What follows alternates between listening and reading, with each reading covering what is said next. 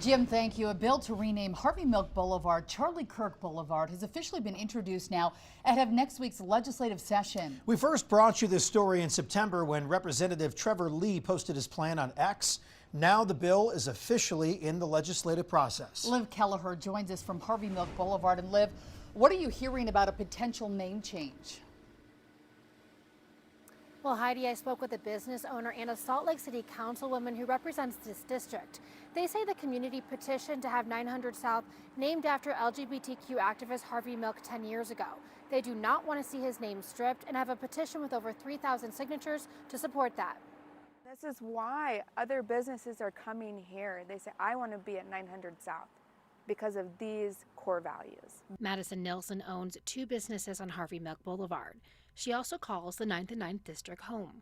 It's important that what our street name here is identifies all of us. And Harvey Milk, he not only stood up for his own community, but many, many communities of all people. And that's what Salt Lake is. We are all people. We are not just one. House Bill 196 is sponsored by Trevor Lee. It is still awaiting a Senate sponsor and to be assigned a committee. Yeah, that street's been changed before, so it's easier to change it now. Instead of being 9th Street, it's going to be Charlie Kirk Boulevard. So it is what it is. Trevor Lee represents Utah's 16th district in Davis County. Why push a bill that is going to primarily impact people who are not your constituents? But it represents everyone. I mean, I go to Salt Lake. I have friends and family who work and live in Salt Lake.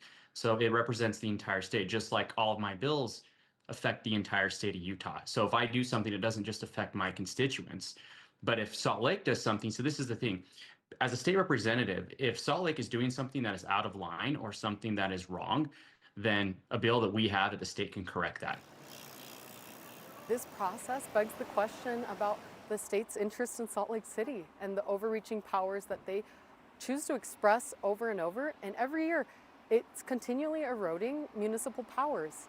Salt Lake City Council member Ava Lopez Chavez says street dedications are typically handled by municipalities, not the state. I think very clearly if the representative had an interest in dedicating a street, he could reach out to his local government, his mayor, his city council members, and have a street dedicated within his community. Now, I think it's very clear that's not his interest, because if it was, he would have done that. Is this a good use of our politicians' time and energy to try to make this change?